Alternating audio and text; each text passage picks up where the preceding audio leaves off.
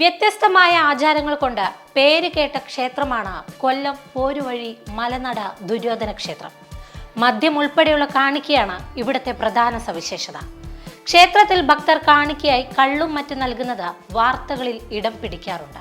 ഇപ്പോഴിതാ ഒരു ഭക്തൻ 101 കുപ്പി വിദേശ മദ്യം ക്ഷേത്രത്തിൽ കാണിക്കയായി സമർപ്പിച്ചിരിക്കുന്ന വാർത്തയാണ് സോഷ്യൽ മീഡിയയിൽ ഇടം പിടിച്ചിരിക്കുന്നത്. ചെറുതും വലുതുമായ വിവിധ ബ്രാൻഡുകളിലുള്ള മദ്യക്കുപ്പികളാണ് കാണിക്ക അർപ്പിച്ചത്. ഇതോടെ മദ്യക്കുപ്പികൾ കാണുവാൻ നിരവധി ആളുകളാണ് ഈ ക്ഷേത്രത്തിലേക്ക് എത്തിയത്. ഭക്തനിൽ നിന്ന് കാണിക്കയായി ഏറ്റെടുത്ത മദ്യം ഭരണസമിതി ക്ഷേത്രത്തിലെത്തുന്ന ഭക്തർക്ക് സൗജന്യമായി വിതരണം ചെയ്യും. ദക്ഷിണ കേരളത്തിലെ ഏക ദുര്യോധന ക്ഷേത്രമാണ് കൊല്ലത്ത് പെരുവിരുത്തി മലനട ദുര്യോധന ക്ഷേത്രം. ഇവിടെ ആചാരാനുഷ്ഠാനങ്ങൾ എന്നും വ്യത്യസ്തമാണ്.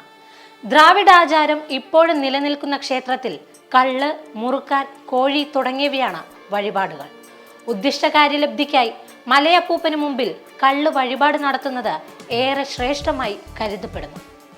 ആൽത്തറയിലെ ഒരു പീഠം മാത്രമാണ് മലനട അപ്പൂപ്പൻ എന്ന നാട്ടുകാർ വിളിക്കുന്ന ദുര്യോധനന്റെ പ്രതിഷ്ഠയായി കണക്കാക്കപ്പെടുന്നത്.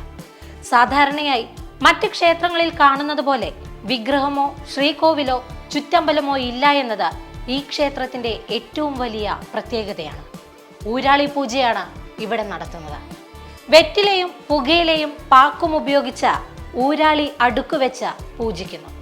ദേശാടനത്തിന് പുറപ്പെട്ട ദുര്യോധനൻ ഈ ദേശത്തു കൂടി കടന്നു പോകുമ്പോൾ അതിയായ ദാഹം തോന്നിയെന്നും ആ സമയം കുടിക്കാനായി ഇത്തിരി വെള്ളം ചോദിച്ചെന്നും അപ്പോൾ ശുദ്ധമായ മദ്യമാണ് ലഭിച്ചതെന്നും പിന്നീട് ദുര്യോധനൻ ഈ നാട്ടിൽ സ്ഥിരതാമസമായി എന്നുമാണ് ഐതിഹ്യം.